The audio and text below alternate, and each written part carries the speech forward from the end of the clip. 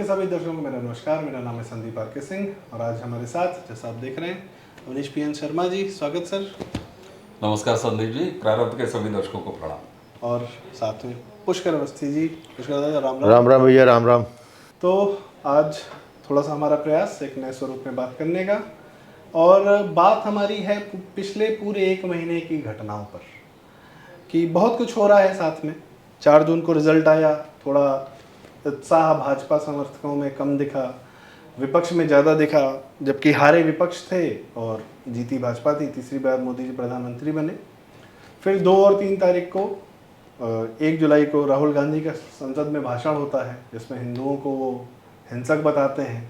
Full अराजक mode में उनके वीडियो बाहर आते हैं जिसमें वो अपने एमपीज़ को, संसदों को नौकरों की तरह, गाय की तरह हाँक रहे थे और उनको वेल में भेज रहे थे कि जाओ मोदी जी के जस्ट सामने खड़े होकर हल्ला करो, उनकी माइक में आपकी भी आवाज़ आनी चाहिए। ये हरकतें थी। कुछ और वीडियो भी चले, उसका जिक्र भी होगा। फिर उसके बाद अगले दिन मोदी जी का भाषण होता है लोकसभा में, जहाँ पे बालक बुद्धि साथ में यह भी कहा कि इसको गंभीरता से लेने वाली बात है, he is a dangerous man. Almost संकेत वैसे ही थे। फिर भी इकोसिस्टम पे भी बात हुई और अभी हम देख रहे हैं पिछले एक महीने में बाकायदा फेक न्यूज़ की बाढ़ आ गई है। कांग्रेस को लगता है कि उसने झूठ और भ्रम फैला के चुनाव में थोड़ी अपनी बढ़त हासिल की है, तो यही हथियार है उसके पास। इसके माध्यम से ही वो आगे चुनाव जीत सकती है या इस सरकार को लगातार बांधे रख सकती है, या हल्ला दंगा अराजकता करके। राहुल गांधी वही काम सड़क पर भी करते आ रहे हैं। उन सारी घटनाओं का भी जिक्र होगा। तो सबसे पहले तो मैं पिछले एक महीने की जो सर अवनीश जी जो पूरी कवायद रही 4 जून से 4 जुलाई तक की, इस राजनीति को, भारत के इस समय को आप कैसे देखते हैं? क्या हो रहा है यहाँ पे? अच्छा, शुरुआत के लिए अच्छा संदर्भ लिया आपने। देखिए, एक महीना बीत गया जी। पहला महीना 4 जून को बीत गया। हम लोग जब बात कर रहे हैं एक महीने से 1-2 दिन ज़्यादा हो गए। बड़ी मिक्स फीलिंग है। अच्छा, जब मैं मिक्स फीलिंग की बात कर रहा हूँ तो मिक्स फीलिंग केवल ऐसा नहीं है कि जिन्होंने चुनाव जीता है, सरकार बनाई है, उनकी फीलिंग एक अलग है। जो 99 अंक लेके पास हुए हैं, मार्कशीट लहरा रहे हैं, उनकी फीलिंग अलग है। अभी हम फीलिंग पे भी आएंगे कि किस तरह की फीलिंग है। दोनों के सपोर्टर्स में अलग अलग फीलिंग है। अब ये 4 ही पक्ष हैं कुल मिला के। सत्ता पक्ष जिसने सरकार बना लिया, आप सोचिए जरा, क्या एक महीने के दौरान ये फील आई कि पहली बार ये वाकया हुआ है? क्योंकि मैं पहली बार इसलिए कह रहा हूँ कि पंडित नेहरू जब पहली बार प्राइम मिनिस्टर बने तो वो सेलेक्टेड थे, कोई इलेक्टेड प्राइम मिनिस्टर नहीं थे, थोपे हुए थे, सेलेक्टेड थे। अब जिद्दी बच्चे थे। हाँ, ठीक है ना। और पटेल जी को हटाकर। और मजे की बात ये देखिए ना संदीप जी, कि जब मैंने जिद्दी बच्चा कहा तो यहाँ पर बालक, यानी नेहरू से लेकर राहुल तक कहीं कांग्रेस में कोई परिवर्तन हुआ नहीं। इमेच्योरिटी के मामले में, बचपने की जिद के मामले में। ठीक है। तो नरेंद्र मोदी ने पहली बार, भारत का ये इतिहास है कि 3 बार चुन के एक व्यक्ति अपनी पार्टी को सत्ता में ले आता है। ठीक है ना। अब वहां पर फीलिंग क्या है? कायदे से वहां पर अभिमान, घमंड, निरंकुशता, इसकी फीलिंग आनी चाहिए। अब मजे की बात है, ये फीलिंग क्यों नहीं आती है? ये फीलिंग सत्ता में रहते बिना मतलब विपक्ष कहता है कि फासिस्ट है मोदी, अहंकारी है मोदी, तो इसलिए ये फीलिंग यहां नहीं है। वहां क्या फीलिंग है? हम कहां कम रह गए, क्योंकि 272 से नीचे रह गए। उनके समर्थकों में कौन सी फीलिंग है? नेता ने कह दिया था 370 उठाएंगे, 400 ले जाएंगे, यार गाड़ी 240-41 में रुक गई, तो वहां हार वाली फीलिंग है। अब आ जाइए जरा विपक्ष में। 99 जिसको मिला वो जीत के फीलिंग में है, उसके सपोर्टर उद्दंडता की फीलिंग में है, धमकाने वाले अंदाज में है। आप कहीं भी देख लीजिए। अरे अजीत भारती पे पुलिस भेज दी, कर्नाटक पुलिस भेज दिया, उत्तर दक्षिण एक कर दिया। अखिलेश यादव की पार्टी, समाजवादी पार्टी, उसने अलग से तेवर दिखाने शुरू कर दिए। तो इसलिए मैंने कहा ये बड़ी मिक्स फीलिंग वाला एक महीना रहा है। अब आप देखिए इससे उबरा कौन है। कायदे से तीसरी बार सत्ता में आने के बाद सत्ता का मद, उल्लास यही नहीं खत्म होना चाहिए 1 महीने में? लेकिन सबसे ज्यादा जिसको सो कॉल्ड लोग कह रहे हैं कि बैक फुट पे है, मैं कहता हूं चलिए मैं उन्हीं का शब्द बारो करता हूं, कहता हूं कि बैक फुट पे है। इस बार वो मजा नहीं है, वो तेवर नहीं है। अच्छा, नरेंद्र मोदी और भाजपा के साथ सौभाग्य ये है कि उनके सपोर्टर भी ये सुनाते रहते हैं उनको, तो उनका धारा और बढ़ जाता है। मतलब घर में भी सुनो और बाहर भी सुनो, बाहर भी सुनो घर में भी सुनो, तो ये तो मतलब उनको समृद्धि हासिल है। यहां पर आत्मचिंतन सारा वो भाजपा कर रही है, सरकार कर रही है। हार के कारण किसके सबसे ज्यादा तलाशे जा रहे हैं? तो भारतीय जनता पार्टी एनडीए के तलाशे जा रहे हैं। कमजोर कौन चुनाव में निकल के आया? तो भारतीय जनता पार्टी और नरेंद्र मोदी, ये कहा जा रहा है भैया, जबकि फैक्ट क्या है? तीसरी बार सरकार बनाए, ठीक है। आपकी स्थिति क्या है वहां पर? जब मैं आप कह रहा हूं तो विपक्ष कह रहा हूं। आप 3 बार नरेंद्र मोदी से हारे हैं, ठीक है। उसके बाद आपकी उद्दंडता सदन में दिखाई दे रही है, यानी घमंड किस में है? राहुल गांधी का बॉडी लैंग्वेज देख लीजिए सदन के अंदर, उनके भाषण देख लीजिए, उनके भाषण में की गई बदतमीजियां देख लीजिए। और सिर्फ घमंड ही नहीं, साजिश को और नेक्स्ट लेवल पर ले जाने की साजिश। जो झूठ हमने बोला है वो झूठ बोलते रहेंगे, जो अफवाह हमने उड़ाई है वो अफवाह हम उड़ाते रहेंगे। सेना को अगर कहीं से कमजोर किया जाने का कोई पैंतरा खेलना है, चाहे अग्निवीर को बदनाम करने वाली बात हो, चाहे कुछ भी करना पड़े उसके लिए, वो हम करेंगे। तो ये जो मिक्स फीलिंग है, इस मिक्स फीलिंग में जितने भी पक्ष यहां सामने नजर आ रहे हैं, जिसमें एक सत्ता पक्ष एक विपक्ष, तो मुझे तो लग रहा है कि अगले, ये तो एक सत्य है ना कि अगले 5 साल नरेंद्र मोदी की सरकार रहने वाली है, ठीक है। हालांकि अभी तक मुझे ये नहीं समझ में आ रहा कि लोग गिराने की कवायद कहानी शुरू की है। हाँ नहीं, वो तो पहले दिन से कर रहे थे, चंद्रबाबू नायडू हट जाएंगे, कहीं कुछ बोल दे कोई, हाँ। नीतीश जी कहीं कुछ दिखाई दे जाए।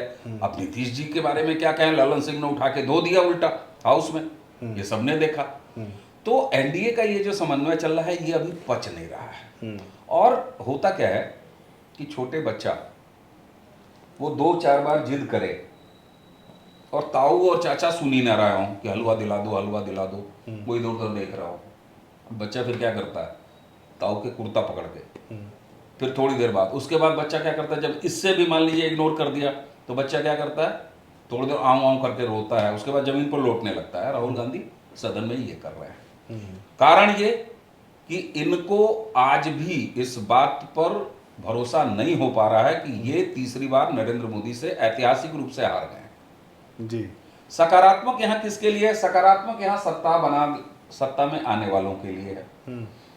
मैं बार बार एक स्लोगन लोगों से कह रहा हूं, जिनसे पूछो उनमें निराशा।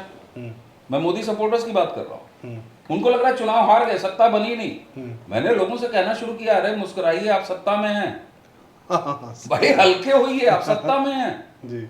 और यहीं पर चेतावनी है अखिलेश यादव जैसे लोगों का कि ये ध्रुव सत्य है कि 5 साल नरेंद्र मोदी सत्ता में हैं। यह सच बात है कि आपने उत्तर प्रदेश में एक अच्छी संख्या ले आए हैं, लेकिन इसके बदौलत आप राष्ट्रीय राजनीति में कुछ नहीं कर पा रहे हैं जी। आप करने कहां जा रहे हैं, आपकी संभावना कहां है? 2027 में है। तो अभी जो ये 2 लड़कों का बड़ा मेल मिलाप आपको दिख रहा है। अच्छा एक चीज बताइए, एनडी अलायंस को नेता अपोजिशन भी बन गए राहुल गांधी, ठीक है ना। एनडी अलायंस पे नंबर्स पर अगर इतना भरोसा है तो आपने लोकसभा कैंडिडेट उतार दिया, डिवीजन ऑफ वोट क्यों नहीं कराया? अरे इनका अगर हाउस में नरेंद्र मोदी को, उनकी सरकार को आपको कमजोर साबित करना है तो आप अंक गणित क्यों नहीं पढ़े? क्यों? क्योंकि गणित वो पढ़ता है जिसको सही सही गणित लगानी होती है। आपको करनी है लफाजी, और अगला 5 साल फिर आपको लफाज के रूप में मिला है, इसलिए आप उस तैयारी में आगे दिखाई दे रहे हैं। आपकी सदन में उद्दंडता से लेकर बदतमीजियां दिखाई दे रही हैं जी। ठीक। एक चीज बस मैं फिर कह के अपनी अभी वाली बात रखूंगा, अरे भाई मुस्कुराइए, आप सत्ता में। सही बात, उनसे कहिए सर, दर्शकों से कहिए मुस्कुराइए, मुस्कुराइए, आप लोग सत्ता। हमारे आवाज में लखनऊ में कहा जाता है दर्शकों है कि मुस्कुराइए कि आप लखनऊ में हैं। आत्मचिंतन हो रहा है, करेक्टिव एक्शंस भी दिखाई दे रहे हैं। उत्तर प्रदेश जिसने सबसे ज्यादा निराश किया सबको, वहां पर 1 महीने की अभी आगे बातचीत बढ़ेगी तो कैसे तेवर बदल रहा है। और भाषण नरेंद्र मोदी के दोनों देखिए तो वहां पर कैसे बदलना है। और डिवीजन ऑफ वोट्स की मैंने बात की तो सदन में इसका मतलब है कि अंक गणित मजबूती से नरेंद्र मोदी के पास है, इसलिए मुस्कुराइए की आवश्यकता है। अरे बड़ी अच्छी बात इन्होंने कही कि मुस्कुराइए, आप सत्ता में हैं। मुझे 2012 से 2017 का काल याद आता है अखिलेश यादव का, उससे पहले मुलायम सिंह का, कि हम लोग जब लखनऊ में निकलते थे तो मन करता था ये कहें कि भाई गरियाइए कि आप लखनऊ में हैं। मुस्कुराइए नहीं, गरियाइए कि आप लखनऊ में। खैर, मुस्कुराने की वजह बाद में हमें मिली योगी जी के आने पर। मैं और ये देखना जो आपने एक बड़ी बड़ी बढ़िया बात कही सर, कि तीसरी बार सत्ता में है भैया। मैं तो देख रहा हूँ विश्व कप जीत के आए, क्या सेलिब्रेशन हो रहा है पूरे देश में। उससे बड़ी उपलब्धि तो यह है नहीं, उससे बड़ी उपलब्धि है साहब, आप लोकतांत्रिक तरीके से 150 करोड़ के पूरी चुनाव प्रक्रिया में 150 करोड़ लोगों को समझा कर अपना काम दिखा कर हर 5 साल बाद परीक्षा दे देकर, हर स्टेट का चुनाव लड़ के अपनी परीक्षा दे देकर आप बैक आ चुके हैं। And this has happened for the very first time with public mandate. और उसके बाद और उसका कह रहे हैं चुनाव, कि- और सर हाँ। ये पिछले 10 साल सोशल मीडिया का इतना स्क्रूटनी। नेहरू का काल में क्या था भाई, सारी मीडिया नेहरू के आगे बिछी हुई थी, विपक्ष नाम की चीज़ नहीं थी। मैं दादा से भी जानना चाहूँगा कि दादा, उन्होंने तो कह दिया कि मुस्कुराइए आप सत्ता में हैं, पर आप नहीं मुस्कुरा रहे हैं। आपके ना मुस्कुराने के क्या कारण हैं पिछले 1 महीने को लेकर? क्योंकि एक वर्ग, एक मनोस्थिति ये भी है और सही भी है। अवनीश ने जो कहा मुस्कुराइए आप सत्ता में है, आप सत्ता में किस लिए हैं?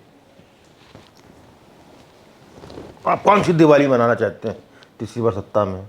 सुखद आपको जो है एक संतोष की बात कि आप विपक्ष में नहीं हैं, जो गणाशे से आपको जो है आगे काटा जाएगा वो तुरंत काटना चालू कर दिया जाता है आपको, बस इतना संतोष है, आप इतना कवच है।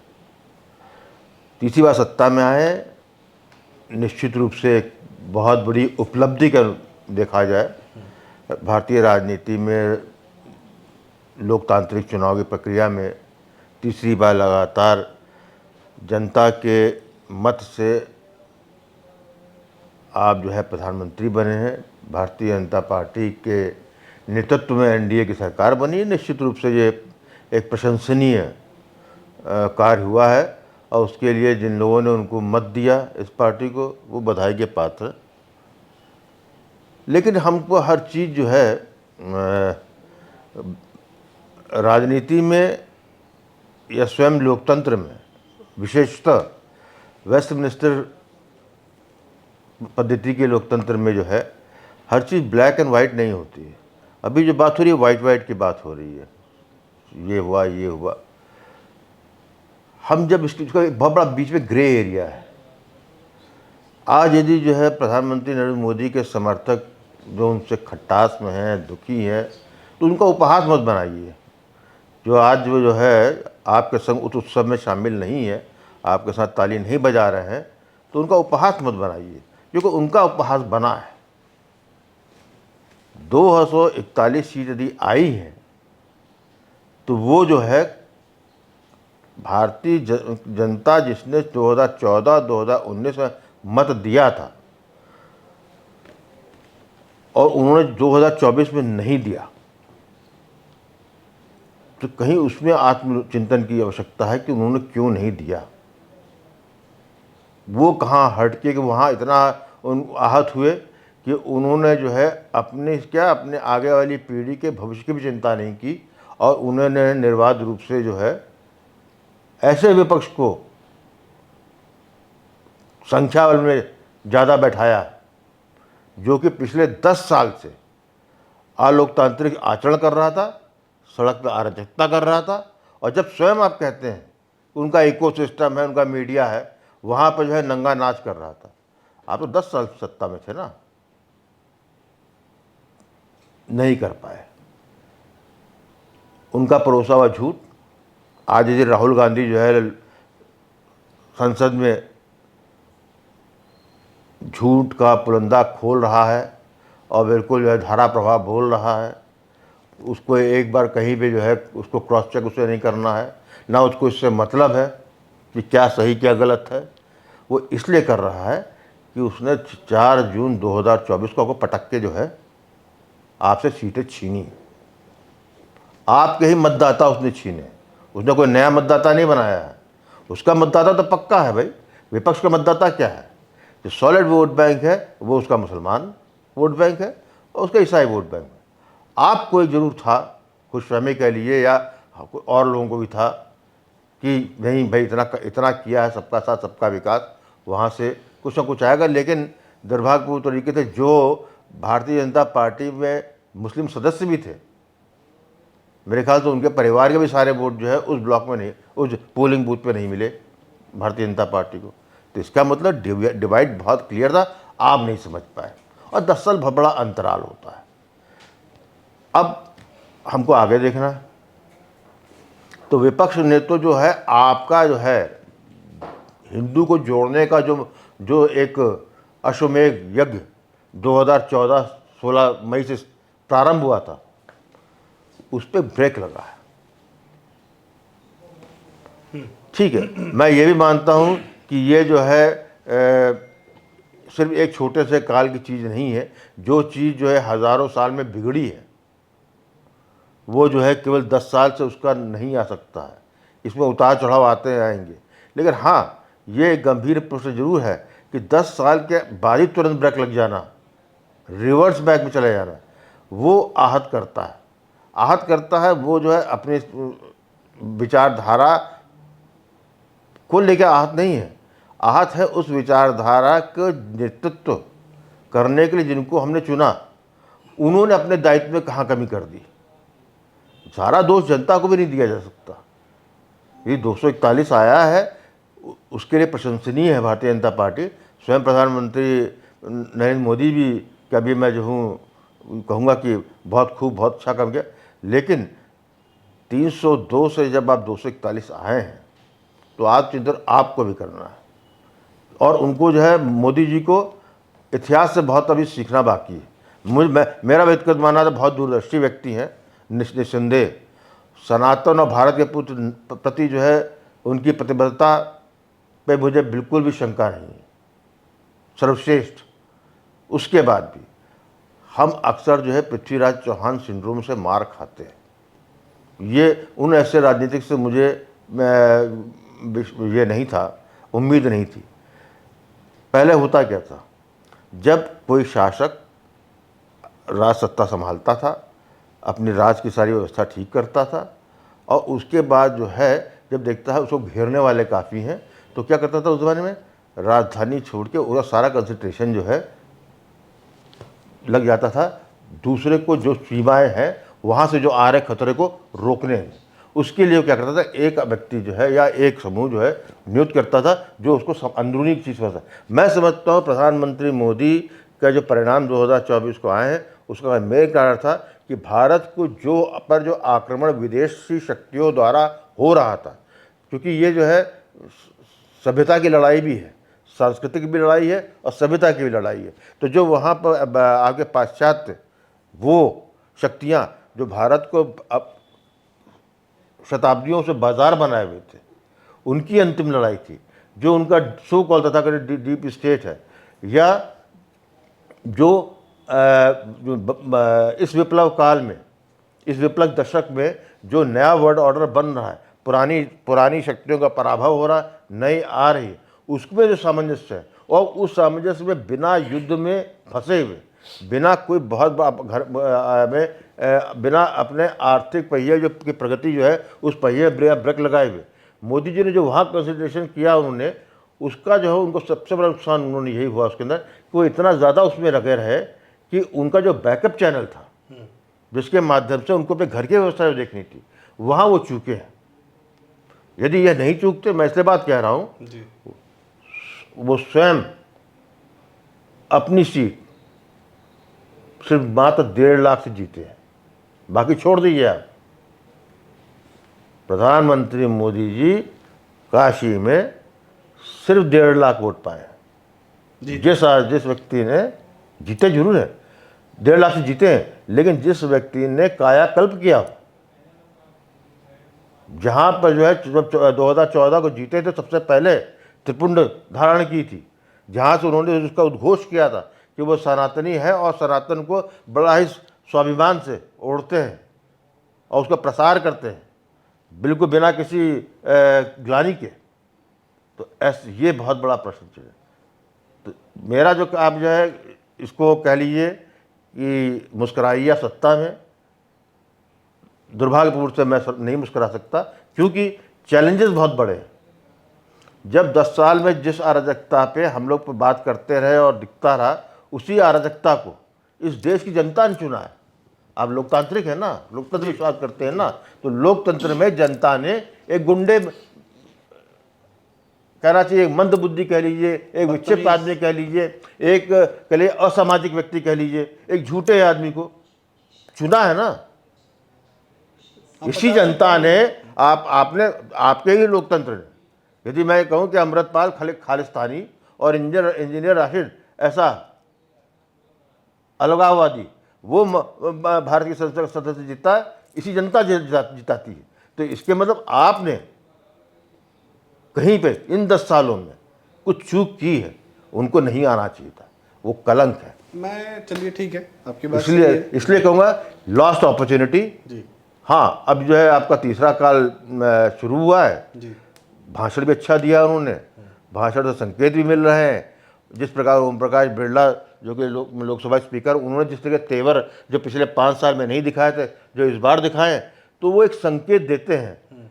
लेकिन फिर भी चुनौती गंभीर है, क्योंकि चुनौती इसलिए गंभीर है कि भारतीय जनता की मेमोरी बड़ी शॉर्ट होती है। जी। जी।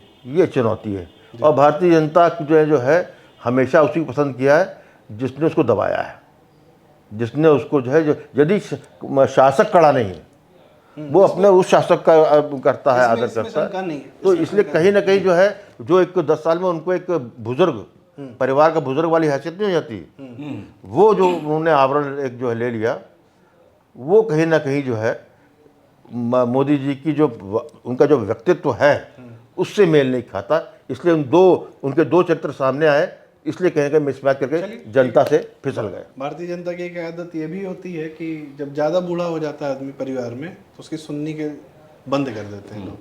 फिर खैर, मुझे लगता है आप दोनों लोगों ने जो बातें कही कि आपने कहा मुस्कुराइए, आपने कहा कि क्यों मुस्कुराएं भाई, ठीक है, कहीं ना कहीं दोनों लोग का जो एक तारतम्य ध्येय है एक ही है, और कि आप चाहते हैं कुछ हो, कुछ बेहतर हो, कुछ और होना चाहिए जो नहीं हुआ। आप कह रहे हैं कि ये तभी हो सकता है जब आप सत्ता में हैं, ठीक है। तो और हाँ, अब क्या मांग है, क्या करना है, उसके कुछ तेवर हमको लोकसभा में दिखे, कुछ इस प्रकार से दिखे। इससे पहले कि जरा इस पर जाएं आप, हैं, विचार पे जाएं जी। फैक्चुअल चीज, दादा ने कहा कि आपका वोटर आपसे नाराज हो, तब आपको 30-31 सीटों का घाटा हुआ है। जरा आंकड़ों से इस पर बात करते हैं, फिर हम भाव वाली चर्चा पर फिर आ जाएंगे। भारतीय जनता पार्टी को ये जितना भी झटका लगा है, 240 पे आए हैं ये भाई। 2014 में 272 पार कर गए थे, 2019 में 303 चले गए थे, ठीक है। इसका मतलब है कि 2014 में जो वोट मिले थे इनको, उसमें एक टॉपअप हुआ था और उस टॉपअप ने इनको अकेले 303 ले आया, ठीक। वो 303 अब वापस 240 पे चला आया, ठीक है। इसका अर्थ क्या है, अभी इसको जरा मैच करिएगा कि on average Bharatiya Janata party को वोट का घाटा कितना हुआ है। वो निकल के आ रहा है गिरी से गिरी स्थिति में, यानी जहां कम घाटा हुआ है वो 6% और जहां अधिकतम हुआ है वहां 8%, ठीक। अब मैं इसकी पहचान कर रहा हूं कि क्या वाकई में दादा ने जो कहा कि भाजपा, आपका वोटर आपसे असंतुष्ट क्यों हुआ, क्या ये सच है क्या ग्राउंड पे? तो मैं ये पाता हूं कि अगर 6 से 8%, और ये आंकड़ा जो परसेंटेज है 6 से 8% हमेशा हर चुनाव में फ्लोटिंग वोट होता है। मैं अभी आ रहा हूं, ये फ्लोटिंग वोट होता है। इसका मतलब है कि 2014 के मुकाबले 2019 में जो आपको टॉपअप मिला था, वो टॉपअप आपसे निकला है। इसी के साथ यहां एक बात यह आती है कि आपका जो कोर वोटर है वो अभी भी आपके साथ था। अब यहां एक चीज और, इसकी पहचान कैसे होती है, मैं ये बात अपनी सच कैसे साबित करूं कि चला गया? चला क्यों गया? जो कोर वोटर है वो खटाखट से नहीं गए, आपसे दूर हुआ, उसको खटाखट की परवाह नहीं थी। इसका ग्राउंड है, 1 लाख इस बार था, पिछली बार 72,000 77,000 था ना। हाँ। नई परिवर्तन हुआ था। दूसरी बात, वो फ्लोटिंग वोट कहां से आए थे? अगर उत्तर प्रदेश की आप बात करें तो बसपा का मेजर चंक आपके पास आया था, उसको आरक्षण जैसे झूठ से छिटकने का अंदेशा है, उसको संविधान बदल देंगे इस जैसी अफवाह अगर बाजार में प्लांट हुई और अच्छे तरीके से हुई तो वो निश्चित रूप से वापस जाएगा। और इस चुनाव में अगर उत्तर प्रदेश की मैं वानगी रख दूं तो साफ तौर पर यह दिखाई देता है कि मोदी का बेस वोट, उनका कोर वोटर, उनका समर्पित वोटर वो उन्हीं के साथ था, इस बार भी रहा है। फ्लोटिंग वोटर वो निकल के, जो पिछली बार बीएसपी जैसी पार्टियों से, बाकी पार्टियों से निकल के जो बीजेपी में आ गई, वो इस बार निकल के अखिलेश यादव के पास चली गई। यही वजह है कि अखिलेश यादव के नंबर्स आप देख लीजिए। जी, मैं इसमें तो मुझे ये लगता है कि कहीं ना कहीं दादा, अब आगे इस पर बात करेंगे, मुझे लगता है दादा कि जो बीजेपी और नरेंद्र मोदी का जो कोर वोटर था ना, वो थोड़ा मायूस जरूर हुआ, वो दुखी है, क्षोभ सबके अंदर है, लेकिन ईवीएम तक जाके उसने बदमाशी नहीं की। हाँ ठीक, देखिए अब फ्लोटिंग वोटर आपसे सर दूर देखिए, हुआ है। मैं इस पे मेरा ये कहना है देखो कि फ्लोटिंग, मैं जो कहना चाह रहा हूं कि फ्लोटिंग वोटर आपसे दूर हुआ है। हाँ, फ्लोटिंग वोटर दूर क्यों हुआ, उसके बड़े गंभीर कारण है। वो सरकार में न रहते हुए भी उनका इकोसिस्टम झूठ फैला ले गया। आप कहां थे? वो भाई आप कहां थे जब वो, जिस समय वो ये कह रहे थे कि संविधान खत्म हो जाएगा, चुनाव के दौरान हो जाएगा, बल्कि आप तो लल्लू सिंह जैसे लोग तो उसमें आग में घी डाल रहे थे। जी, अब तो मैं यहां भाई आपका वोटर अगर गायब हुआ है, भले ही वो फ्लोटिंग था, तो दादा जो कह रहे हैं कि आपसे हटा, वो भी आपका वोटर था। मेरी बात सिर्फ इतनी थी कि मुझे जो लगता है जी, नहीं आपने बहुत क्लियरली बता दिया कि आपसे जो बस फ्लोटिंग वोटर गया है, चलिए ठीक है, समझ में आता है। 2014 में तो इतना भी वोटर भाजपा के पास नहीं था। 2012 में यूपी में, और फ्लोटिंग वोटर जाएगा तो 30-32 सीट नीचे कर देगा। 2012 में यूपी में भाजपा चौथे नंबर की पार्टी थी। और निराशा तब बढ़ जाती है ज्यादा ना, दुख तब बढ़ जाता है जब 370 का आंकड़ा था, 400 कोई का आंकड़ा बात नहीं, था। उसने क्या नुकसान इसलिए किया? थोड़ा नुकसान। देखिए, मेरा ये कहना है कि 3 तारीख को, 3 जून को सबको, सारी दुनिया ये कह रही थी कि भैया 400 आने वाले, एग्जिट पोल हो रहा था, ये हो रहा था, वो हो रहा था, सारी दुनिया का मूड ये था कि अब जो है 370 हम पहुंच रहे, 350 पहुंच रहे, 330 तो पहुंच ही रहे। 4 तारीख को शाम तक आते आते सबने घोषित कर दिया कि अरे यार ये तो पूरे देश को नहीं पता था 3 तारीख को कि 4 तारीख को क्या होने वाला है। ये लोकतंत्र है, उसने अपने बताया कि हम एक्चुअली में क्या है, जो भी सोच रहा हो, मीडिया में, टीवी में कुछ भी चल रहा था।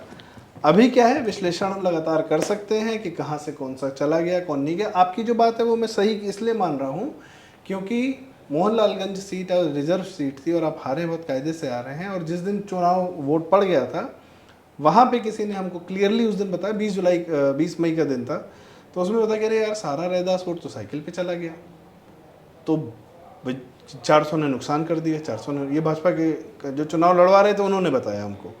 खैर ठीक है, तो ये बात उस दिन 20 तारीख को बहुत हल्के में ली गई कि भैया माहौल चल रहा है, अभी 2-3 फेजेस बचे हुए हैं। बट एनी विच वेज ठीक है, रिजल्ट्स के अकॉर्डिंग विश्लेषण होता है, इसमें कोई शंका नहीं है, रिजल्ट से एवरीथिंग। और बात आती है अब कि जो अब मैं कह रहा था कि अब जो करना है, आप कह रहे हैं कि बहुत कुछ है जो करना है, आप कह रहे हैं कि आप वो बेमुस्कुराइए, आप तभी कर पाएंगे, तेवर भी वैसे दिख रहे हैं जैसा आप लोगों ने बताया। और मैं भी राहुल गांधी के समर्थकों की कुछ वीडियो देख रहा था अभी ललन टॉप के नेता नगरी वगैरह पे, तो उन लोग को खुशी इस बात की है कि वो जो अपना बचपना था या पप्पूपना था वो छूट गया है। अब वो जो है, मुझे लगता है कि उन लोग को तारणहार तो राहुल गांधी है पूरे दिल्ली लुटियन मीडिया के। तो अब हरकतें एकदम टीनेजर वाली दिख रही है कि बच्चा से उठ के टीनेज वाली हरकतें चल रही कि मैं इधर फोड़ूंगा उधर फोड़ूंगा, मैं एनर्जी से एकदम भरा हुआ हूँ, अराजकता में कहीं कोई कमी नहीं है। खैर, और मैं विनीत जी, आपने चूँकि कई बार कही, मैं ये भी कहूँगा कि जनता की भी थोड़ी देर बात करें। ऐसा नहीं, जनता का दोष नहीं है सब, जनता को मैं थोड़ी देर तो बात करूँगा जनता पे। नेता ही क्यों, क्या कमी की 10 साल में नेता ने? 2004 से 2014 के बीच में जितने बम फटे, जितना आर्थिक भारत का नुकसान हुआ, अटल जी ने जो हमको इकोनॉमी 2004 में दी थी उसका बेनिफिट मनमोहन सिंह ने उठाया। उसके बाद उठा के चाइना से कांग्रेस पार्टी जाके एक MOU कराई, हमारे यहाँ मैन्युफैक्चरिंग बंद होने लगी। मैं पर्सनली जानता हूँ जिन लोग को अपनी फैक्ट्रियाँ बंद करनी पड़ी, क्योंकि जिन प्रोडक्ट्स में वो डील कर रहे थे चाइना में, वो सामान यूपी में आके सस्ता पड़ रहा था। लोग ट्रेडर हुए जा रहे थे, सब लोग चाइना चले जा रहे थे, वहीं से सामान खरीद के ले आ रहे थे। ये हो रहा था, बाकायदा हो रहा था। वहाँ के बड़े बड़े मॉल्स में जा रहे थे।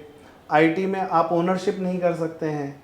आईटी में आप बहुत बड़े आईटी के सारे गुणी लोग आपके आईटी में पैदा होते हैं, लेकिन एक भी कंपनी जो कायदे की आईटी की हो जिसकी ओनरशिप, सीईओ की बात नहीं कर रहा हूँ, सीईओ नौकर है, सीईओ विशुद्ध नौकर है, आज है कल नहीं है। वो ट्विटर का पराग अग्रवाल कुछ दिन था, एलन मस्क के आते ही लात मार के निकाल दिया गया, 1.5-2 करोड़ पाया, बस हो गया काम, कहानी खत्म। लेकिन जो ओनर है वो पता नहीं 50,000 करोड़ 1 लाख करोड़ पे बैठा हुआ है। ठीक है, पॉइंट इसकी आपको सिर्फ एक मजदूर की तरीके से आज भी दुनिया इस्तेमाल करती है। मोदी जी ने कहा नहीं, मेरा कंज्यूमर है भारत, अगर कंज्यूमर है तो भारत आत्मनिर्भर बनेगा, अपनी मैन्युफैक्चरिंग खुद करेगा, अपने आप को स्टेबल रखेगा। क्योंकि कोविड काल में हमने देखा इंटरनल सिक्योरिटी, बम नहीं फटे। अभी हम लोग सुरक्षा भाई, हम तो कहते हैं मुस्कुराइए कि साला बम नहीं फट रहा है, वरना तो जो दादा ने कहा कि भाई आप काटे नहीं जा रहे हो, इसी बात की तो आप खुशी मना रहे हो ना। वाकई में ये भी खुशी की बात है। आर्टिकल 370 हटा, राम मंदिर बन गया, आप कोई भूखा नहीं मरा कोविड काल में, वैक्सीन बनी, आपको मिली, दुनिया के किन झंझावातों से यूक्रेन युद्ध हुआ, आपने रशिया से, दुनिया से दुश्मनी मोल के आपने रशिया से तेल लिया है, और इसीलिए इस चुनाव में दुनिया ने यूट्यूब फेसबुक के माध्यम से आपको हराने का प्रयास किया, सामने रखा केजरीवाल राहुल गांधी को चाय जैसे। तो सर 10 साल में वो काम हुए हैं जो पिछले नेहरू गांधी परिवार की तो बात ही हटा दें, कितना गाली खाने वाले उन्होंने काम किए हुए हैं, किस तरीके से भारत का गला घोंट के रखा था। और शायद सोनिया गांधी नफरत भी इसीलिए करती है मोदी जी और नरसिम्हा राव से कि उन लोगों ने भारत पे से पट्टा हटा दिया, अब भारत सांस ले सकता है और आगे बढ़ सकता है। तो जनता क्यों नहीं दोषी है साहब? क्यों हराया, क्यों झटका दिया मोदी जी को? क्या आप कमी कर दी, कौन सी कमी कर दी पिछले 10 साल में? देखिए ऐसा है कि इसका जवाब मैं दूंगा। सॉरी, चलिए पहले आप दोनों लोग से सेम सवाल है। नहीं, आप लोग हाँ ठीक, हाँ जनता दोषी है। आप जनता का एक मिनट जनता का दोष, एक मिनट, जनता का दोष चलिए खोजा जाए। हाँ, जनता दोषी कहाँ है? आपने जिन 10 साल के कामों को गिनाया, इंटरनल सिक्योरिटी, विश्व में सम्मान, अर्थव्यवस्था, मैन्युफैक्चरिंग, तमाम इकोनॉमिक रिफॉर्म्स, बड़े बड़े इंफ्रास्ट्रक्चरल काम, यह जिस समाज को प्रभावित करते हैं वो वोटर तो आपके पास इंटैक्ट रहा। अभी पिछली बातचीत में मैंने यही तो कहा है। आप जो ये कह रहे हैं कि जनता ने क्यों हराया, तो 32 सीट जो आपको कम मिली है बहुमत से, आप उसी को कह सकते हैं कि जनता ने उतनी सीटें कम दी। आपका सपना 400 हो, आपका सपना 4000 हो, जनता को इससे मतलब नहीं है। लोकतंत्र में बहुमत कितना है? 272 है। 272 के आंकड़े से 32 सीट जो पीछे रह गए, तो मैं वही कह रहा हूं ना कि जब मैं ये कहता हूं कि मैं नहीं मानता, मुझको ऐसा नहीं लगता कि भाजपा का कोर वोटर उससे दूर गया है। और जिसके लिए आप ये सारे काम 10 साल के गिना रहे हैं, राम मंदिर से जिसको संतुष्टि थी वो वोटर आपके पास है, उसने वोट दिया। इंटरनल सिक्योरिटी से जिसको मैटर करता है वो आपके पास है, वो कहीं नहीं गया। इकोनॉमिक रिफॉर्म से जिनको मतलब है, जिनको समझ में आती, वो आपके पास नहीं गया है। आपके पास से गया कौन है साहब? 4 से 6%, 6 से 8% वो फ्लोटिंग वोटर, जो बेचारा झूठ से, लफाजी से आपकी 32 सीटें जो कम हुई हैं, मैं आज भी कहूंगा और इसीलिए मैं फिर कहूंगा कि मुस्कुराइए, ये पॉकेट मारी हुई है आपकी। जेब कतरों ने आपकी जेब काटी है। आपका वोटर आपके पास है। जनता को अभी भी मैं दोष बिल्कुल नहीं दूंगा। जो 6-8% गए हैं उनको भी दोष नहीं दूंगा। दोषी वहां आप हैं कि आप उस अफवाह का काउंटर नहीं कर पाए और वो चला गया। आप बताएं। ये बहुत सरलीकरण है कि जेब कतरी ने जेब काट लिया आपके। आप भीड़ में जा रहे हैं और जेब में 10-20 हज़ार रखे हैं, मोटा पर्स है, जेब कट गई, तो चूतिए थे आप। जनता, आप जो है एक चीज़ समझ लीजिए, भारत की जनता जो है आनुवांशिक रूप से उसके डीएनए में दासत्व है। ये जो 5-6% का जो फ्लोटिंग वोट गिनाया जा रहा है ना, ये हमेशा है, ये वो फ्लोटिंग वोट है जो हमेशा जो है कल से ज़्यादा उसका आज महत्वपूर्ण होता है। उसका समाज, देश, ये काल उसके सामने होता ही नहीं। उसका चिंतन जो है सिर्फ एक दिहाड़ी मजदूर की तरह सुबह उठ के ये है, इसको स्वीकारिए।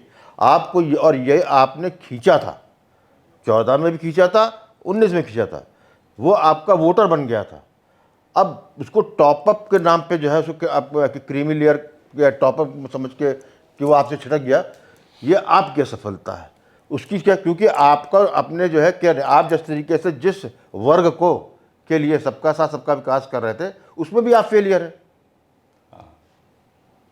आप वहां पर कैटर कर रहे थे जब आप लोकतंत्र के वेस्ट मिनिस्टर पार्लियामेंट्री सिस्टम में, जो कि प्रेसिडेंशियल रूल थोड़ी है कि बीजेपी को जो है मुसलमान को वोट नहीं मिला, ईसाई को वोट नहीं मिला, पंजाब में सिक्का नहीं मिला। भैया, सबसे निकृष्ट, सबसे स्वार्थी हिंदू होता है। ये इतिहास में प्रूव है। ये नहीं होता तो आप 1000 साल से गुलाम नहीं होते। और आपको जब जब मौका मिला है आप पीछे गए इसके अंदर। ठीक है, पूर्व काल में भी इस तरह की गलतियां हुई होंगी, तो लेकिन आपको यह है, क्योंकि मैं तो इतिहास से जाऊंगा, इतिहास में आपने बार बार ऐसा काम किया है, चाहे एक हिंदू शासक के द्वारा किया गया हो या जनता द्वारा किया गया हो। तो आप इस कोर को समझते हैं। और आप पहले तो राजा रजवाड़े हुआ करते थे, आज की तारीख में तो राजा बनने का एक प्रक्रिया है। उस प्रक्रिया में आपको उतने जो है किलेबंदी करनी थी, क्योंकि वो भाई तो स्लिपरी ग्राउंड है ना। आप जो है अति विश्वास या जनता पे विश्वास, जनता पे विश्वास आप प्राप्त करते, मोदी जी ने विश्वास प्राप्त किया, इसको मैं no denying fact in that. आज भी जो है जो जनता का मोदी से कनेक्ट है वो किसी और का नहीं, मतलब जिन्होंने उसको जिताया है, मैं उसकी बात कर रहा हूँ। तभी तो 241 मिली, नहीं तो 241 भी ना मिलती। अब वहीं पे जैसे बात की 32 सीट पे मामला आ रहा है हमेशा, मैं इसको मानता ही नहीं। 272 ठीक है, एक संख्या, बल्कि साधारण चुनाव की प्रक्रिया में 275 होता तो बात खत्म होती। ये 272 214 में अच्छे लग रहे थे जब 282 मिली थी आपको। आपने 2019 में बढ़ के आए थे। इसमें आप 370 की बात मैं नहीं कर रहा हूँ, लेकिन बढ़ के बात है, क्योंकि आपका वहाँ आपने पैर फैलाए जहाँ आपके पहले पैर नहीं फैले हुए थे, वो मोदी में। आप उत्तर प्रदेश हारे, महाराष्ट्र हारे और बंगाल हारे, और इन तीनों जगह पे जो है जनता को आपको छोड़ने को आपके ही कारणों से मौका मिला। आप जब क्या करते हैं भाई, जब आप अपनी लड़की शादी करते हैं, ठीक है, तो आप सबको रिश्तेदार बुलाते हैं, फूफा फूफा जो मुंह फुलाए होते हैं, बेइज्जती ना हो। और वो यदि बारात आती है, वहाँ कोई लड़के जो है दारू पी के जब हुदंग भी करते हैं, तो वो जो है बात छुपाने की, मतलब उसको जो है कोशिश करते हैं रंग में भगना।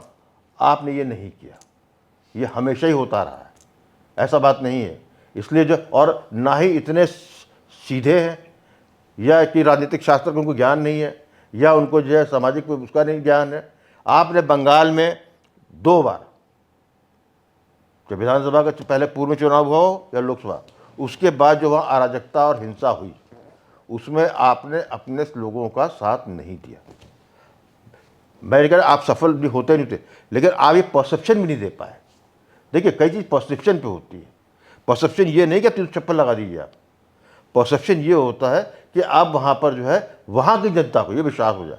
जब जनता को ये मालूम है कि हम यदि आज वो आपको जिताएंगे, कल काट दिए जाएंगे।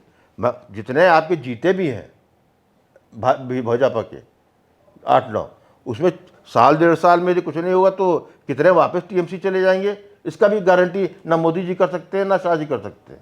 पहले भी देख चुके हैं हम लोग इस चीज़ को।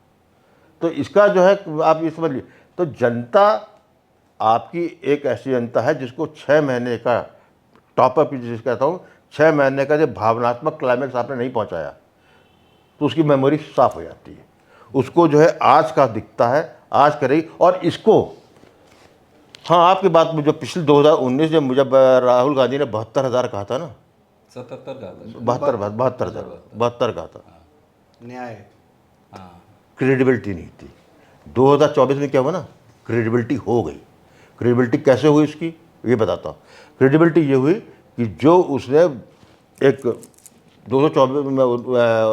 19 में भाषण में बोला हम देंगे, लेकिन वो भी लास्ट मोमेंट में कहा।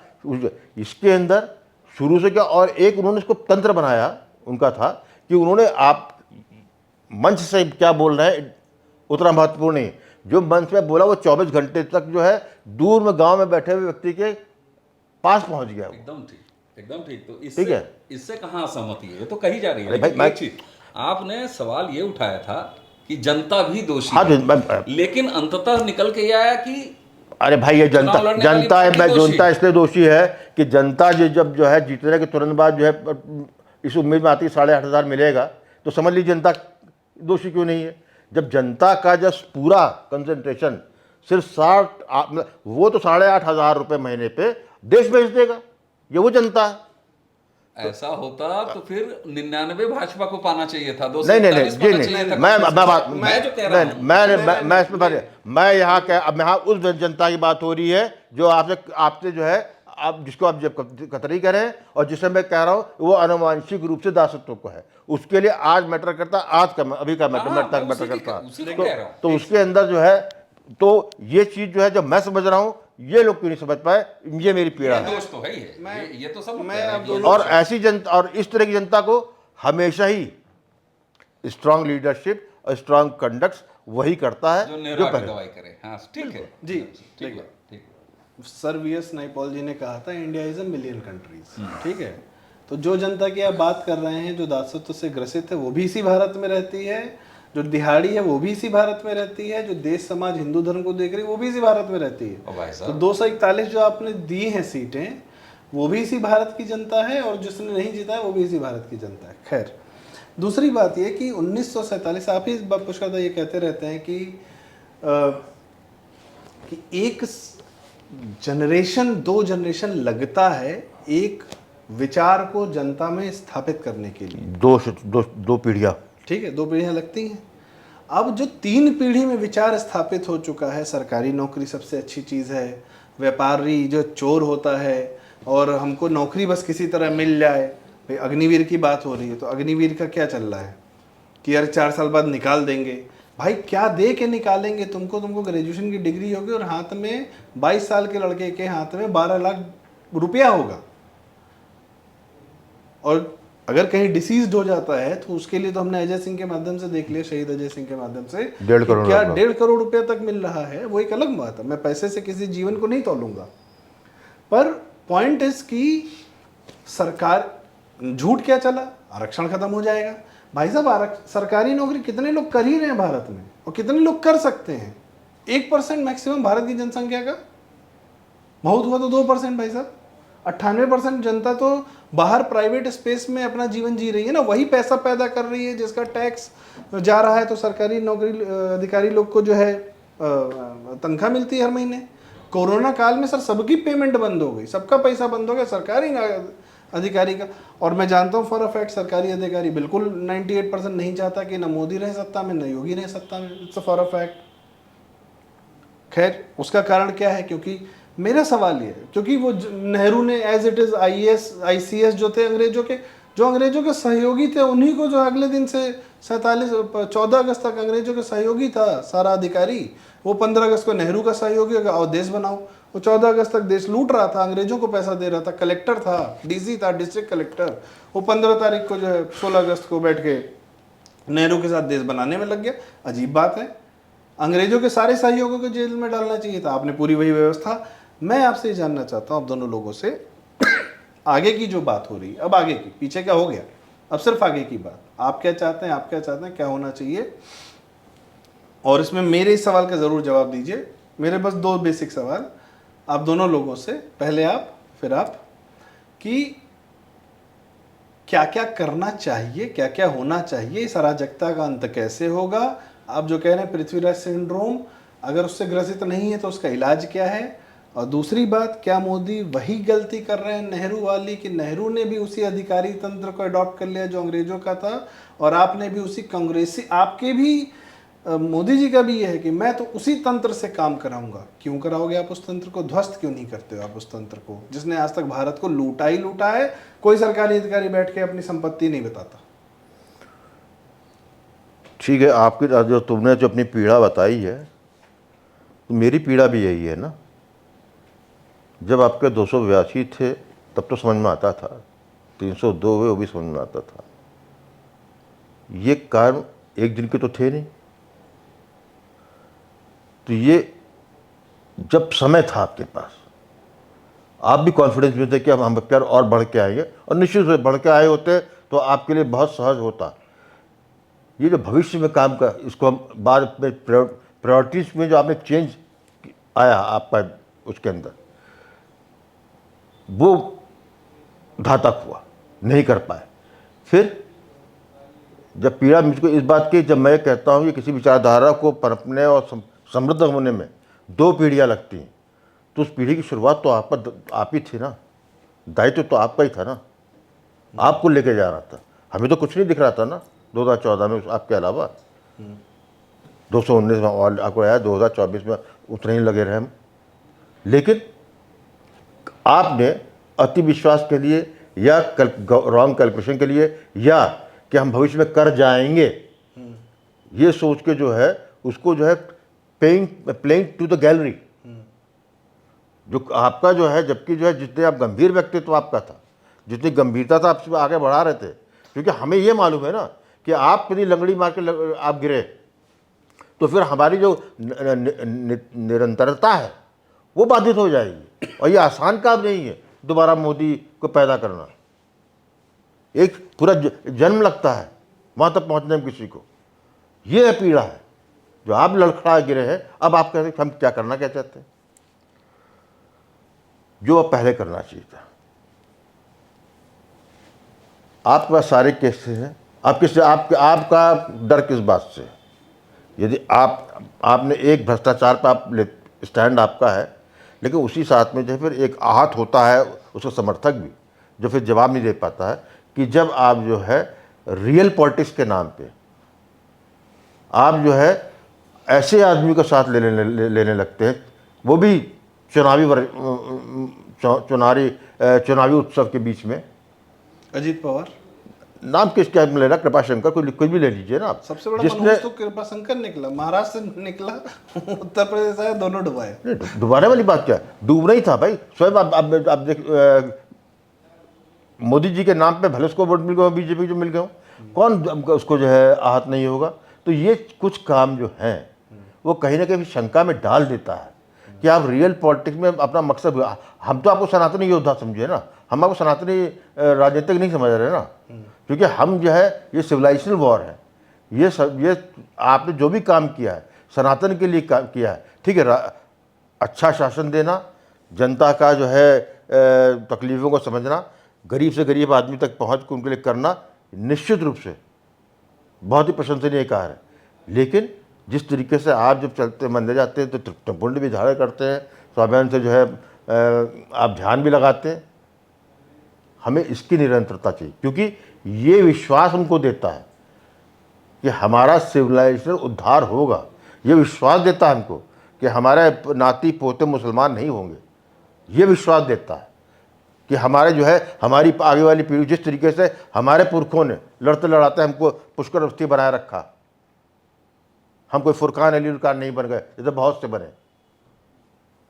तो हम तो उनको धन्यवाद दे रहे हैं। तो हमारे लिए तो आप हमारे ऐसे व्यक्ति के लिए जो, या मेरे ऐसे दृष्टिकोण वाले व्यक्ति के लिए तो प्रधानमंत्री नरेंद्र मोदी उस श्रेणी में आते हैं जो आज के हिंदुओं की पीढ़ियों को जो है बचाने में। इसलिए आप यदि रियल पॉलिटिक्स में जाके यदि आप लड़खड़ाते हैं और फिर जो है ये एक्सक्यूजेस की बात करते हैं, तो फिर आपका व्यक्तित्व इतना बड़ा है कि ये आपको लिए नहीं है। क्योंकि इस वक्त जो है आपको अंदाज़ा नहीं है, मैं फिर यहीं पे फिर कह जा रहा हूँ, साल 2 साल के बाद में जो है लोगों को अंदाज़ा नहीं होगा। जिस तरह से हालात चल रहे हैं आपके बस की बात नहीं है, क्योंकि जो है जनता आपको कम से कम 10 साल में कम से कम जनता को और कुछ नहीं कर सकते, कम से कम ये एहसास जनता को हो जाना चाहिए कि तुम खतरे में हो। लेकिन आज ही मस्त है, इसके वजह कहीं ना कहीं हमारे में भी दोष है, क्योंकि हमारा वो आनुवांशिक रूप से जो हमारे में चल रहा है, कोई न होए हमें का हानि। तो वैसे ये मंथरा का डायलॉग था श्री रामचरितमानस में कि मैं तो चेरी ही रहूंगी, रानी थोड़ी हो जाऊंगी, कोई राजा हो जाए, मुझे क्या दिक्कत तो ये है। मानसिकता लेकिन है। कैकई, ये आपको समझना है कि भरत राजा बनेंगे तो आपका कुछ भला होगा। तो ये जो कोई निरूप हुई, अच्छा मंथरा के डायलॉग, मंथरा की मानसिकता आम जनता ने ओढ़ लिया, श्री राम जी के नहीं ओढ़े, मंथरा वाली डायलॉग। खैर आप अच्छा, सर क्या होना चाहिए इस पर हम जी मैं पुष्कर दा की बात को आगे बढ़ा के उसमें अपनी बात जोड़ देता हूँ। जी 3 पीढ़ियां लगती, हम्म ठीक है।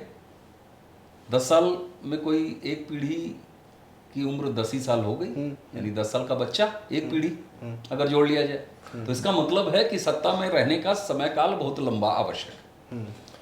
और एक रिसेंट अभी जो आज चल रहा है, जिस समय हम लोग बात कर रहे हैं, वीडियो रिकॉर्ड हो रहा है, देश में न्याय सुधार के नाम पर 3 नए कानून इंट्रोड्यूस हुए, सीआरपीसी, आईपीसी बदली गई, ठीक है।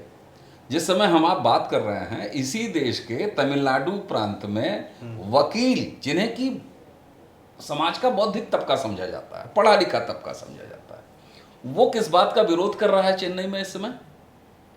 वो विरोध कर रहा है कि ये जो नाम रखा गया है भारतीय नागरिक न्याय संहिता, ये बड़ी संस्कृत निष्ठ ये तीनों नाम हैं और ये तीनों नाम नहीं चाहिए, ये गलत है, हम ईंट से ईंट बजा देंगे।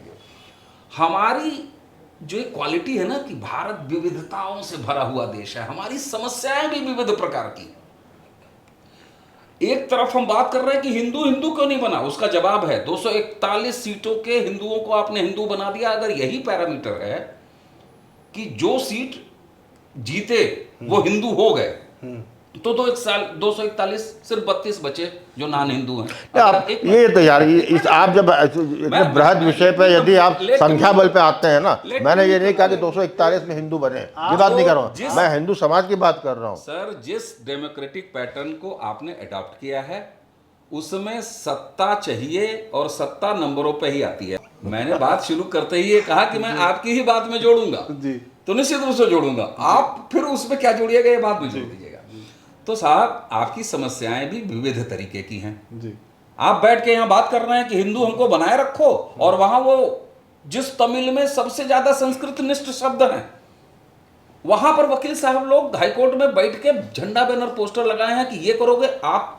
याद कर लीजिए 50 के दशक में दक्षिण के साथ भाषाई विवाद, वहीं पर आप देखिए ये एक्सटेंशन किस चीजों का, आपके सामने खतरे कितने हैं। केजरीवाल को जैसे धूर्त व्यक्ति को पटक के आप तिहाड़ में रख पाए हैं, खेल खेल में हो गया है। पीएफआई निपटा है सर? नहीं, पीएफआई जैसा कांड आपने निपटा दिया, खेल में हो गया है। केरल से एक सीट निकाल लिए, परसेंटेज ले आए, और दादा की बात, आप उड़ीसा 3 में पीढ़ी घुसे चाहिए। सर? आप उड़ीसा में घुसे? अरे 3 पीढ़ी चाहिए, हिस्से में आपके केवल 10 साल है। इसलिए मैं कहता हूं मुस्कुराइए, आपके पास सत्ता है, कम से कम तीसरी सत्ता, आप चौथी सत्ता पर काम कीजिए। और आपका सवाल बिल्कुल सही था कि अब आगे क्या होना चाहिए, कि सत्ता की ये निरंतरता इसी मॉडल में, डेमोक्रेटिक मॉडल में हमको बनाए रखना। कोई राजा नहीं अवतरित होगा ना सर, कुछ कौए तो जरूर मार के टांगे जाने चाहिए। अरे कौन इनकार कर रहा है भैया? 38 बाहर मार दिए पाकिस्तान में, यहां भी कुछ करो, कौन मना कर रहा है? क्योंकि मतलब भाई कौन मना कर रहा है? दूसरा, अपेक्षा आपसे ये है कि आपने जो मुंह से कहा है कि इकोसिस्टम को उन्हीं की भाषा में जवाब मिलेगा, तो अगर ये पाखंडी झूठ फैला रहा है, अग्निवीर पर फैला रहा है, हाउस के अंदर फैला रहा है, तो आपके पास हथियार है कि आप उसको पनिश कीजिए, उसकी सदस्यता लीजिए, फिर कोर्ट बहाल कर देगी ना, कोई बात नहीं, 4 बार करो, लेकिन चोर पकड़ा जाएगा, हथकड़ी लगेगी, चालान होगा, जेल जाएगा। उसके जीजा फोन कर दें या जमानत भर दें तो छूट के चला आएगा, रहेगा तो चोर ही। जनता प्रसन्न होगी कि एक चोर को आपने चालान किया, वो गिरफ्तार। जैसे यही हम देखते हैं, तो ये छोटी छोटी चीजें। और एक चीज और,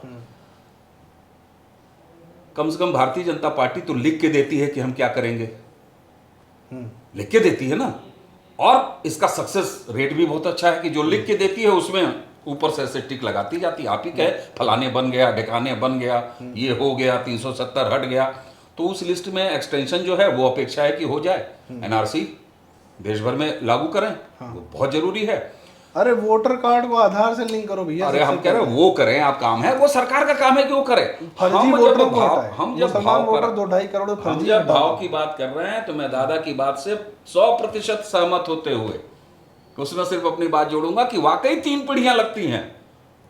और आपके खाते में केवल 10 साल का स्टेटमेंट है। अरे नहीं, मोदी जी ने बोल दिया है कि 1/3 है अभी, वही 20 साल और अच्छा, चाहिए। मैं यहाँ हो पर- सकता है मोदी जी की बात मैं बोल रहा हूँ या मेरी बात मोदी जी बोल गए हो। देखिए, बात ऐसा है, नंबर 1 है 10 साल जब बात करते हैं 3 पीढ़ी लगती है, एक पीढ़ी में 20 साल लगते हैं, 2 पीढ़ी कहता हूँ 40 साल लगते हैं। आप 10 साल की निरंतरता बनी रहे तो 10 साल बाद ये ब्रेक नहीं लगना था, पहली बात। क्योंकि बहुत सी, जितना भी हम कर लें, बहुत चीज़ें जो है वो नहीं होंगी। आप देख लीजिए ना, आपका चुनाव से पहले था कि 100 दिन का ब्लूप्रिंट है, 4 जून के बाद उसका नाम सुना है कभी उस ब्लूप्रिंट का?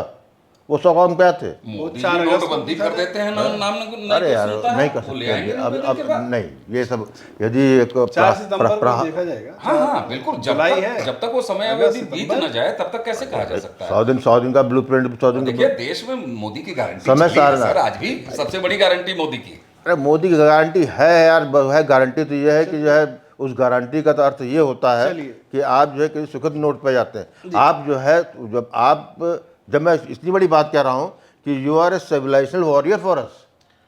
हम सिर्फ मोदी जी की बात क्यों कर रहे हैं? 2017 से यहाँ पे लखनऊ में गोमती रिवर फ्रंट घोटाला हुआ है। कहाँ पे अखिलेश यादव पकड़ाए हैं? कौन पीडब्ल्यूडी विभाग के शिवपाल यादव पकड़ा गया भाई? यहाँ पे जेपीएनआईसी बिल्डिंग है, आज तक खड़ी है, यूज नहीं हो रही है, खड़ी है। पर उसके जो हमारे भाई साहब बनाने वाले हैं वो पार्टी बदल के आज राज्यसभा के सांसद हैं। और बनवाया किसने? वो सीबीआई ने आय से अधिक संपत्ति में अखिलेश यादव को छोड़ दिया इसी 17 से 22 में। सब कुछ एक बात और इतना सही रहता तो ये झटका लगता क्यों? कुछ कमियां तो हैं ही है भाई, कमियां हैं, जहाँ रही है तभी तो ये हर जगह इसका की झटका लगा है। मैं तो वही मैं कह रहा कि इस कमियों का एक्सक्यूज नहीं, क्योंकि ये बहुत बड़ा कार्य कुछ अच्छा, एक ये किसी राजनीतिक के राजनीति की बात नहीं है। एक लाइटर नोट पे एक बात कहें जी, ये दुख और क्षोभ थोड़ा बड़ा इसलिए भी लग रहा है ना कि 370 और 400 में फिर कहूंगा। नहीं, ये 370 400 वाली बात नहीं है, 377 का। लेकिन एक बात और जो अपने अनुमान से जितना दूर रह गया उसका दुख उतना बड़ा अब है। मैं- ये आम जनता में भी देखा जा रहा है। अब मैं एक बात कहूंगा सर, नेहरू रहे, इंदिरा रही, राजीव आ गए 400 के साथ। 400 एक अभूतपूर्व घटना थी तो इसलिए 400 राजीव का याद है। सोनिया भी 2 बार आई है, सोनिया का भी नंबर किसी को याद नहीं, बस आज कैलकुलेशन हो रही है इसलिए। अदरवाइज ये नंबर्स कितने पे रहे क्या नहीं रहे डजंट मैटर।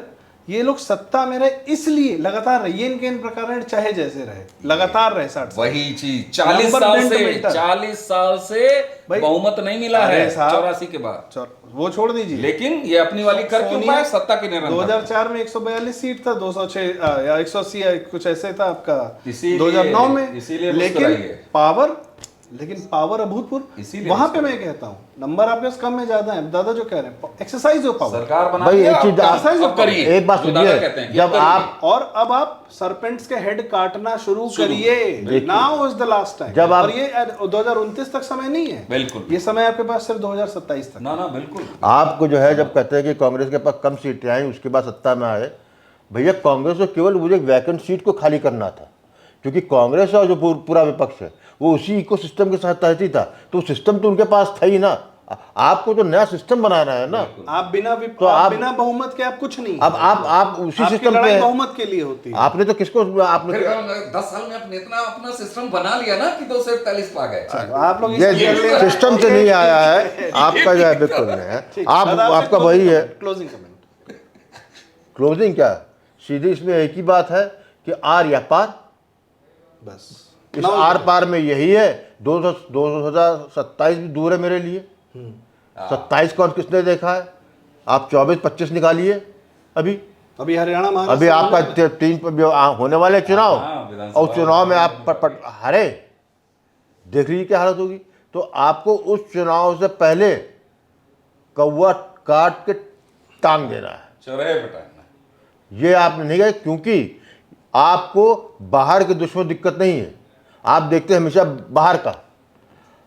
जब तक आप स्वयं अपने अंदर के लोगों को टांगने की या प्रतिघात करने की शक्ति अपने अंदर ऊर्जा में हिम्मत नहीं करेंगे, तब तक जो है आप नहीं करें, क्योंकि आपके अंदर सोनिया ने कहाँ छोड़ा था आपको 2002 से लेकर 2014 के बीच में? सोहराबुद्दीन भेजा, इशरत जहां भेजी, पता नहीं कितने जुडिशरी भेज दिए, मीडिया भेज दी कि इन दोनों को निपटाओ, मोदी शाह को निपटाओ, नहीं, चाहे ये जैसे अपेक्षा- निपटाओ। ये अपेक्षा है, ये तो अपेक्षा है। ये जब भाई आप बदला लेने के लिए जाने जाते हैं, और अब आप जो राजा हैं, जो हिंदू, कई लोग कहते हैं कि भाई हिंदुओं के पास पहली बार सत्ता आई 1000 साल में, और 2014 में बताया जाता है कि भारतवासी को, प्रॉपर भारतीय को पहली बार सत्ता मिली है। तो बिना इसके जो बिना टांगे तो पॉसिबल नहीं पॉसिबल होता। और नहीं, ये आप तो उदाहरण प्रस्तुत करते हैं, उसके बाद भाई जल जाता है। आपका सबसे बड़ा जो पॉइंट था, आपका विनिंग पॉइंट था, उरी के बाद आपने जो सर्जिकल स्ट्राइक की थी। सर्जिकल स्ट्राइक हिंसा नहीं थी तो क्या था? पुलवामा में आपने क्या किया? सिर्फ देश के बाहर कर दिया, इसलिए आप हीरो हैं। आपको इस वक्त देश से जो 2.5 मोर्चे का हमारे जनरल रावत जी बोलते थे, तो 2.5 मोर्चा, एक पाकिस्तान हो गया, एक चाइना हो गया, आधा जो यहाँ बैठा है, मुझे लगता है पाकिस्तान अब आधा हो गया, यहाँ पे एक पूरा बैठा है, उसका नेतृत्व तो राहुल गांधी कर ही रहा है उस मोर्चे का, और ये सिविलाइजेशनल वॉर है। तो इसके साथ हम लोग की आज की ये चर्चा समाप्त की जाती है। हम वापस आएंगे, आपसे फिर बात करेंगे। और सबसे मेन बात, सबसे ज़रूरी बात कि सिविलाइजेशनल है ये मैटर। ये आम चुनाव, आम राजनेता, नेता इधर उधर, मुलायम सिंह यादव, फिर मायावती, फिर रोटी पलट गई हिमाचल में, फिर गहलोत आ गए, और फिर वसुंधरा आ गई। ये बात अब इससे कहीं ज़्यादा आगे जा चुकी है। ड्रैगन और बड़े बड़े आपको निगलने के लिए तैयार बैठे हैं। और इतिहास अगर हम देखें तो 47 में आपको 3-4 तरीके से काट दिया गया, उसके बाद लगातार शरण किया गया। आज की डेट में पंजाब पूरा ईसाइयत से भर रहा है, केरल, तमिलनाडु, बंगाल एक ऐसी खिड़की खुली हुई है जहाँ से लोग चले आ रहे हैं, पूरे भारत में वायरस फैलता जा रहा है, फैलता जा रहा है, फैलता जा रहा है। वो वुंड तो आपको बंद करना ही पड़ेगा, वो दरार तो भरना ही पड़ेगा, उसके लिए भले आपको जो करना पड़े। बंगाल से पश्चिम बंगाल एक प्रदेश नहीं है, वो पूरे देश का नासूर बन के बैठा हुआ है। वो वहाँ बैठ के कलकत्ता का मेयर बोल रहा है कि इस्लाम में आ जाइए। बंगाल जो है ग्रेटर बांग्लादेश है का पार्ट है, ठीक है, वो पूरे भारत के लिए वो ऐसा घाव है जो पूरे शरीर में फैलेगा। तो उतना तो या तो खुद सर्जरी कर दीजिए या काट के बाहर हो जाएगा, वॉट एवर इट इज़। तो it's not a matter of just pure politics और real politics, it's much bigger. जब आपने ये चुनाव से पहले कहा था कि 1000 साल की नींव रखनी है, राम मंदिर भी 1000 साल के लिए ही बना है, तो इट इज़ मच थिंग्स जो आप कर रहे थे वो बहुत बड़ी चीज़ें कर रहे थे, सिर्फ एक जनरेशन 2 जनरेशन के लिए नहीं था। तो ये जो दुश्मन है, ये भी सिर्फ एक चेहरा, एक इंसान नहीं है, इसके पीछे सिविलाइजेशनल फोर्सेस लगी हैं जो आपकी सिविलाइजेशन को निपटाने के लिए तैयार बैठी हैं, और तैयार थी पहले से, बस आप राह में रोड़ा आ गए हैं। तो आप बहुत बड़े पत्थर हैं, तो आप पे ज़्यादा थोड़ा समय लगेगा, लेकिन we need to get things done now, I guess so. इस बात के साथ आज की चर्चा का हम यहीं समापन करते हैं। पुष्कर दादा बहुत बहुत धन्यवाद, अवनीश जी बहुत बहुत धन्यवाद, राम राम। हमारी टीम का बहुत बहुत धन्यवाद। और दर्शकों से रिक्वेस्ट, कृपया हमारा वीडियो लाइक करें, शेयर करें। नए फॉर्मेट पे हमको ज़रूर अपनी प्रतिक्रिया अपने कमेंट्स में ज़रूर बताएं, और हमारा प्रयास रहेगा हम और गुणीजनों के साथ और सुधीजनों के साथ यहाँ पर आपको दोबारा मिलेंगे। बहुत बहुत धन्यवाद, नमस्कार, जय श्री राम।